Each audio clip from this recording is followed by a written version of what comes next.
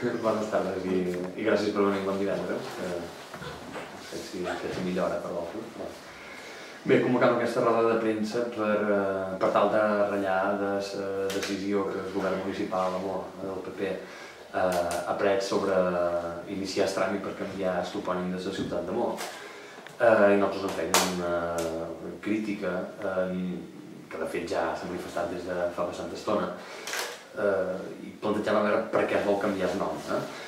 Es canvia el nom des d'un punt de vista ideològic. El Partit Popular diu que ho du en el programa i com a tal cosa la vol fer complir, el que ens hauríem de demanar és a veure si també fa complir totes les altres coses que no puc complir i en canvi sí que fa aquesta que du darrere molta cosa. Simbòlicament per ells és un tema molt important i de molta sensibilitat. Nosaltres considerem que han fet una passa endavant amb formes molt autoritàries i d'una dubtosa qualitat democràtica. Hem de recordar que es basa sobre una llei de funció pública que allò que fa és canviar la llei de normalització lingüística i de forma marginal, també en aquesta llei de funció pública, xerra dels topònims i de la possibilitat que tenen alguns ajuntaments que, si volen, poden posar el seu nom o bé en català o també, a part, en català i també en castellà. S'adapten a això, tot i que passa que el procés d'aquesta llei no ha estat mancat de dificultats i de buits. De fet, recordem que la llei deia que eren els ajuntaments que havien d'aprovar un canvi de nom, però en canvi, en sol demà de la publicació en el buit d'aquesta mateixa llei, els ajuntaments ja redactaven un decret que automàticament, sense passar per ple i per tots els tràmits necessaris, de facto feia que l'Ajuntament adoptés la forma bilingüe. Totes aquestes formes han demostrat una manca, una nul·la capacitat de l'Ajuntament de Maó de voler fer les coses amb un mínim de transparència democràtica i, sobretot, han demostrat un trencament del consens que hi havia hagut durant tots els anys, que partia dels consens que va dur a redactar la llei de normalització lingüística l'any 86, aprovada per unanimitat per tots els partits en aquell moment del Parlament, que considerava una cosa que considerava molt lògica en tot país normal, que el nom dels llocs, el nom de les coses, han de ser en l'idioma propi d'aquesta terra, d'aquest petit país, en aquest cas de Menorca. Per tant, és lògic que la llei preveiés, com hauria de continuar preveient, que s'hauria de continuar preveient que el nom de la ciutat de Maó és el nom en la llengua que parlen els mateixos ciutadans, en català. Teniu alguna cosa més, Anna? Nosaltres el que sí que hem qüestionat una mica és el poc transparent que ha estat tot el procés en si, que es convoqui, primera que per decret es canviï el nom durant l'estiu, en ple mes d'agost, i que ara, 5 dies vista del ple per urgència, entri aquest canvi de nom, sí que, si més no, te fa posar un interrogant de per què tanta pressa ara per canviar un nom i no intentar arribar a un consens, que deia en Joan, és un tema més emocional que polític, el tema del nom de Maó. I quan una qüestió d'aquestes emocionals entra dins el camp de la política, creiem que és perillós. Jo m'atreviria a dir que hi ha molta gent, fins i tot, que es pugui identificar amb el PP, que s'estimi el nom de Maó també, amb el nom en català en aquest cas, precisament perquè és una qüestió emocional i no partidista, i no ideològica en aquest cas. El que sí que és ideològic és que no consideris la llengua catalana com a pròpia, però en aquest cas hi ha gent que et sent de Maó, i et sent de Maó i el nom, en aquest cas sempre, els avis, els pares han dit Maó i no han dit Mahón. Doncs aquesta qüestió emocional que entri en terrenys polítics crec que és perillós. I més si s'ha fet així, tant de vers i corrents, de manera més tan autoritària i amb aquesta tan poca transparència. Jo no sé si hem anat també a nivell de Parlament, Tomàs, matís més de la llei, si vols afegir alguna anècdota. Jo vaig dir un tema bastant important a dir, que remarcar l'estafa pública, política i social que ha representat el tema de referèndum. Es va presentar, de fet, en eleccions, en el programa electoral, que es faria un referèndum per demanar als ciutadans quin nom es volia per la ciutat, sense tenir en compte que el referèndum és una cosa que legalment, tal com la volia plantejar, no es podia recollir. És més, la llei que ha sortit ara tampoc no recull totes les possibilitats que en programa i en campanya el PP havia dit que es podia fer, perquè legalment no es pot, i per tant el que considerem és que s'ha estat una estafa, una cortina de fum per contactar amb certs sectors per guanyar les eleccions i per guanyar adeptes i per vestir un discurs ideològic molt populista, perquè a la pràctica s'ha vist que de referèndums i de demanar a la gent no tenen gaire voluntat, de fet ni ningú és greu que la forma que ja s'ha la pitjor de totes, elegir una llei confeccionada per un regidor d'aquest ajuntament, cosa molt greu, que inclou una clàusula específica pensada bàsicament per la ciutat d'on forma part com a govern municipal aquest mateix conseller i que estableix de facto la possibilitat que la llengua pugui ser en català i en castellà, cosa que a més les prescripcions de la universitat i de totes les acadèmies i les institucions científiques no donen per vàlida. A més hi ha aquest punt que han de tenir en compte. Per tant, referèndum, sí, va sortir molt, va parlar i va ser una cosa que van abandonar, però evidentment és una estafa de les més grosses que s'han fet políticament en aquest tema, un tema tan sensible.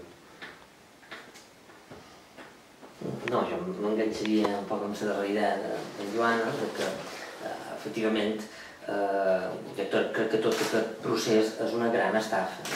Una estafa cultural per una banda, perquè com ja han dit, el normal en un país normal és que la llengua que s'utilitzi per referir-se als llocs, als noms, és la llengua pròpia, que és la llengua catalana, i d'això no hi ha cap dubte. L'Estatut d'Autonomia, que és el marc legal que m'ho regeix, diu que la llengua pròpia de les Illes Balears és la llengua catalana. Per tant, no és un tema d'una H, no és un tema, jo diria, d'ortografia, que ja ho determinen les normes ortogràfiques, jo crec que això no hi hauria res a discutir. El tema és de català-castellà, de subordinació, de minorització d'una llengua respecte d'una altra.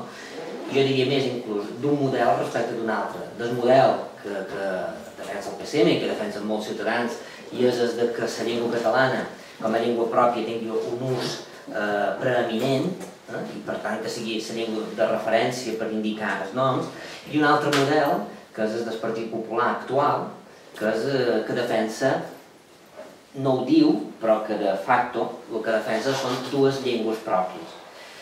I jo crec que ho poden dir de forma molt clara, perquè alguns consellers ja ho diuen. Jo vull recordar el darrer, per tenir-ho en paper, el darrer avantprojecte de la llei de sector públic del sector audiovisual parla, vull pensar que erròniament, però no sé si és errònia, parla de dues llengües pròpies, de forma clara, escrita. Per tant, ja no és una interpretació que pot fer una persona del PSM. I també la realitat és que dins aquest model de dues llengües, que per ells ja no són oficials sinó pròpies, hi ha la preeminència de la llengua castellana. Ho veig cada dia al Parlament, es publiquen avantprojectes de llei només amb una llengua, i és la castellana. Per tant, està molt bé parlar d'igualtat, però la realitat de cada dia és aquesta i és de qui governa. L'altra estafa que diria que hi ha dins aquesta científica, que també han fet referència la Laia i en Joan, i és que la institució de referència, la institució màxima que l'Estatut també li atorga aquesta responsabilitat d'assessorar en temes lingüístics és la universitat. I la universitat no ha estat consultada amb el procés de modificar la llei de normalització lingüística i en l'apartat que es refereix a toponímia. No ha estat consultada. Dins la modificació de la llei hi havia informes inclús d'impacte territorial. Us asseguro que hi havia tots els informes, però lingüístic, sociolingüístic, de la universitat no n'hi havia ni un. I la tercera estafa que diria que hi ha, que també s'ha referit, però vull fer només un comentari, és la democràtica. Se modifica els criteris de toponímia a través d'una disposició addicional d'una llei de funcionaris. Això és una estafa. La modificació dels criteris toponímics, si es havia de fer, s'havia de fer amb una modificació específica referida a qüestions lingüístiques o qüestions de toponímia, per tal que tingui una tramitació específica, una participació oberta amb aquest tema, no amb una disposició addicional amagada. L'única coincidència que hi ha entre la fotografia de la llei de funció pública i la toponímia és Simó Gornés, que és alhora conseller impulsor d'aquesta llei i el regidor a l'Ajuntament de Maó. L'únic element d'aquesta doble fotografia que coincideix. Però, efectivament, com deia en Joan, és darrere una voluntat clara que hi ha hagut. I després, també, el del referèndum, que em sembla que també és molt important, forma part d'aquesta estafa democràtica, que s'hagi venut un referèndum, com de l'alcaldessa de Maó, en Bach, Mahón, o Mahón, és un debat fals, com deia Joan. La llei del 86 i la llei actual de normalització lingüística diuen que la versió catalana és sempre oficial. L'única cosa que es pot posar a votació és que hi hagi també al costat la versió castellana. És a dir, els ajuntaments tenen la possibilitat d'elegir i incorporar també la versió castellana, cosa que no estic d'acord, però això és el que diu la llei. Però posar a votació com s'escriu la versió catalana, això no existia, ni la llei del 86 ni ara. És una gran estafa. Ha posat damunt al carrer un debat fals i una confrontació absolutament falsa, que no tenia cap possibilitat. I és més, el que impulsava la modificació de la llei, que era el senyor Simó Gornés, tampoc no ha fet possible aquest debat, perquè si hagués algú modificat totes les lleis per fer possible aquest referèndum, però és que no ho ha fet. Per tant, des del començament sabien que aquest referèndum no era possible, era una gran estafa. I finalment, només anècdota, i era que dimecres, que era quan va sortir la notícia, dimecres hi havia comissió d'assumptes institucionals, debat, precisament entre Simó Gornés i jo, sobre aquest tema, i li posàvem en evidència una cosa que em sembla que l'Elai i en Joan també ha comentat, de que l'Ajuntament de Maó, durant tot aquest temps, ha incomplert la llei. És a dir, a l'endemà d'aprovar la modificació de la llei de funció pública que modificava la llei de normalització lingüística que modificava la toponímia, a l'endemà l'Ajuntament fa una circular per utilitzar un nou topònim o una nova referència, una nova versió que era Maó-Mahón. La llei no diu això, no. La llei no legalitzava poder utilitzar o oficialitzava Mahón, això no ho fa la llei. La llei el que deia el punt 2 de l'article 14 és que els ajuntaments tindrien la possibilitat d'oficialitzar la versió castellana seguint un procediment que és aprovació inicial a l'Ajuntament, informe de la Universitat de les Illes Balears i aprovació final o definitiva o per part del Consell Insular. Això és el que diu. Durant tot aquest temps, l'Ajuntament de Maó ha incomplert la llei. I el conseller, que amenaçava els ajuntaments que incorporaven el requisit de català als llocs de feina, els amenaçava en el sentit que els enviava cartes dient que es recorriria a la seva decisió, en canvi l'Ajuntament de Maó no ha dit res. Els ajuntaments que incorporaven el requisit al lloc de feina els advertia que incomplien la llei. L'Ajuntament de Maó, on ell el regidor, ha callat. Jo crec que això per reforçar una estafa democràtica en tota regla. És a dir, el mateix conseller incomplia la llei que ell havia fet a l'Ajuntament de Maó. No es pot dir res més, em sembla. Això, a la comissió es posava en evidència, dins el nerviosisme d'aquesta situació, al cap de 2 hores apareixia la notícia que l'Ajuntament de Maó ja havia posat a sobre del dia aquest tema. No sé si té res a veure, però com a mínim és curiós que d'aquesta forma s'hagin fet les coses, que s'hagin fet, jo crec que tan malament, i jo crec que estafant els ciutadans, a tots, els que defensaven una cosa i els que defensaven l'altra, a tots, creant un tema que, com deia l'Elaia, és un tema molt emocional, de molta sensibilitat i que hauria d'haver estat tractat, jo crec que molt més de pet científic. I aquí els científics, que són els filòlegs, els historiadors, ja han tingut molt poca presència, i és una autèntica llàstima. I això crec que és l'únic que puc afegir a part un poc des de la visió més d'institucions de Parlament,